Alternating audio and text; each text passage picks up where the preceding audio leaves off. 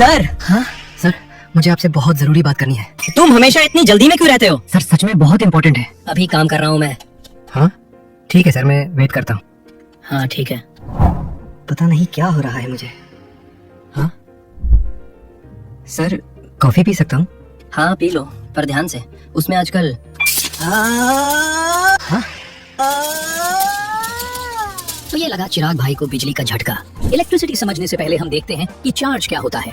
जैसे नदियों में बहता पानी वाटर करंट होता है, वैसे ही जब इलेक्ट्रिक चार्ज किसी कंडक्टर जैसे मेटालिक वायर के थ्रू फ्लो करता है तो उसे कहते हैं इलेक्ट्रिक करंट। टॉर्च का एग्जांपल हम सब जानते हैं। जब सेल या बैटरी सही ऑर्डर में लगाए जाते हैं तो चार्ज फ्लो करता है बल्ब के थ्रू और बल्ब ग्लो करता है। और टॉर्च तभी लाइट देता है जब उसका स्विच ऑन होता है। स्विच का काम होता है सेल और बल्ब के बीच कंडक्टिंग लिंक बनाना। जब ये लिंक कंप्लीट होता है, करंट फ्लो करता है, और जैसे ही सर्किट कहीं से ब्रेक होता है या स्विच ऑफ होता है तो करंट का फ्लो रुक जाता है और बल्ब ग्लो नहीं करता। इलेक्ट्रिक करंट के लिए एक कंटिन्यूअस और क्लोज्ड पाथ जरूरी होता है। इसी क्लोज्ड पाथ को कहते हैं इलेक्ट्रिक सर्किट।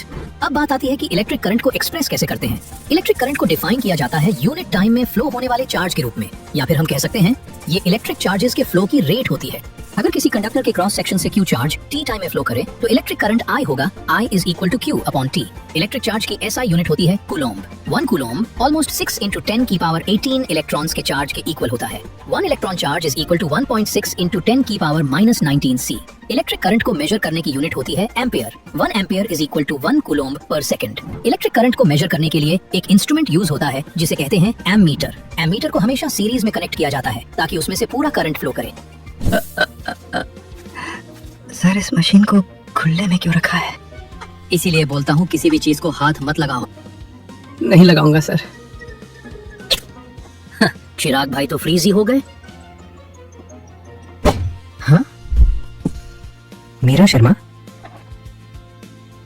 सर, आप मीरा शर्मा को जानते हो? हाँ? तुम्हें कहा था ना किसी भी चीज को हाथ मत लगाना। सर प्लीज बता दो, बहुत जरूरी है।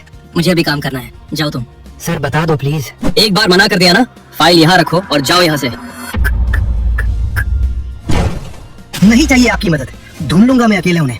वैसे भी आपको दूसरों की कदर नहीं है और शायद तभी आप अकेले हो। हाँ? चिराग सुनो,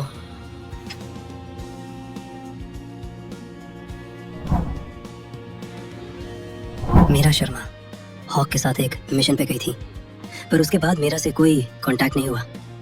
वी डोंट नो वो ठीक भी है या नहीं, पर हाँ वी हैव अ इंटेल कि वो कहाँ हो सकती हैं।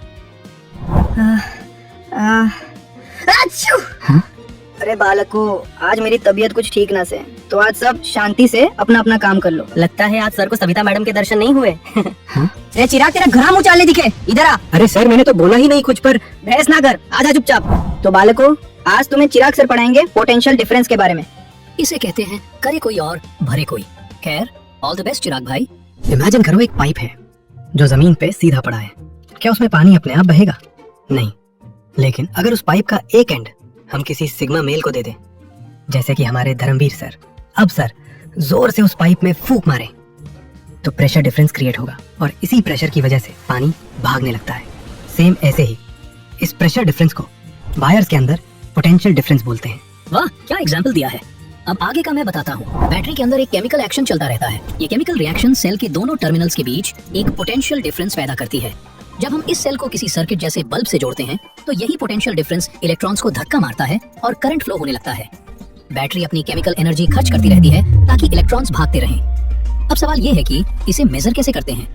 फिजिक्स की भाषा में इलेक्ट्रिक पोटेंशियल डिफरेंस वो वर्क डन है जो एक यूनिट चार्ज को एक पॉइंट से दूसरे पॉइंट तक ले जाने में लगता है।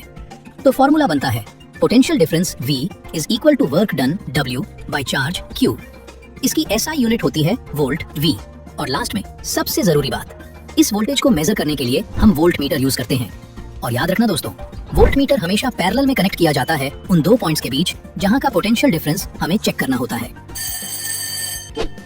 चलो भाई, मिलता हूँ तुमसे बाद में।